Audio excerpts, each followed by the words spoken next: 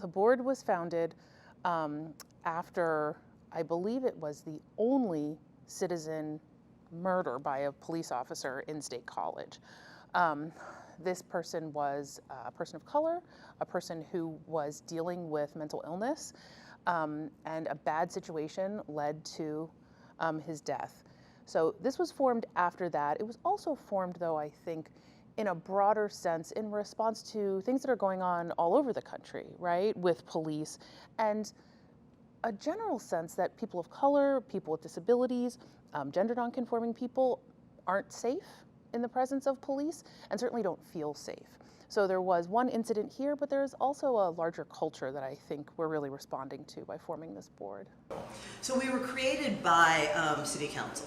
So we're an organization that came about because the City Council decided it was important to have a community oversight board. What that means is that we have some of the resources that a borough would have, but we're independent in the sense that we function a little bit differently than if someone were to try to file a complaint with the State College Police Department. So with us, they can file a complaint, and we have other ways of handling it.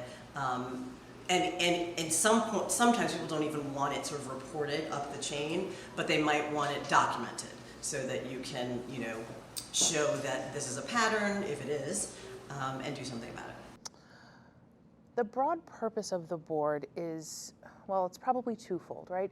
It's both to create this civilian complaint process where residents of State College have somewhere to go and file complaints, air grievances, and discuss any issues they might have with the State College police force without having to go directly to the police force.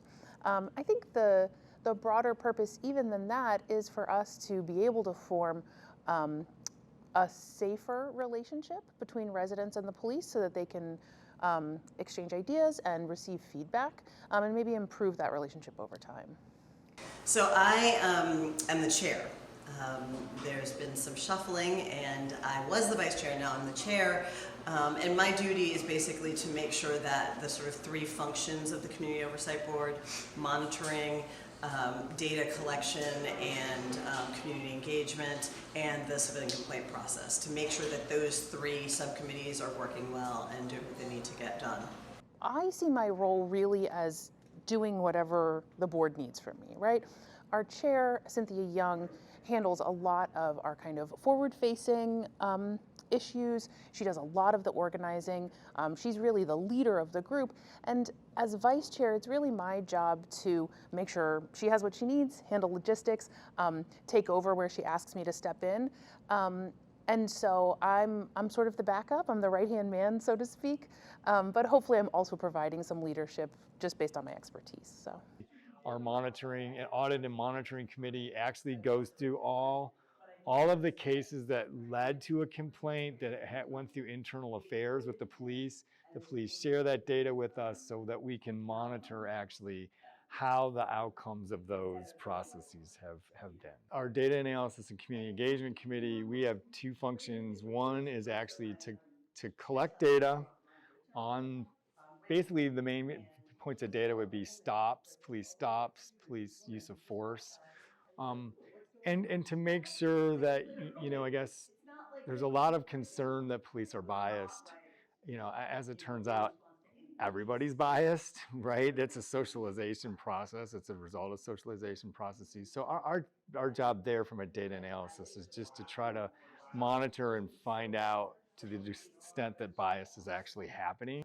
From my perspective, success looks like us making the community more comfortable bringing their feedback to the police force. It looks like our being able to increase transparency so that residents really are aware of what's going on with the borough government and with the borough police. And it looks like there being a more robust conversation between the community and the police force, such that there's more trust and that people do truly feel safe here because of the work of the police. I think that a lot of that trust has broken down somewhere along the way, and it is our hope that we can increase communication enough to build it back up. To me, what success looks like So for instance, we've had a couple of public listening sessions, we had an open house, we have had some members of the public actually join us. It would be great to see all those folks who have concerns, regardless of where their concerns are coming from, actually engage with us to help us actually improve relations. So I guess one measure of success would be that the community feels comfortable with engaging with us and actually does engage with us. We will do everything we can with this oversight board, and we'll do everything we can to honor the community's wishes, but this is a team effort. We are only one entity in, a community of many, and the work of activists, of organizers, of attorneys, of borough employees, right? All of these different things are contributing to the culture here.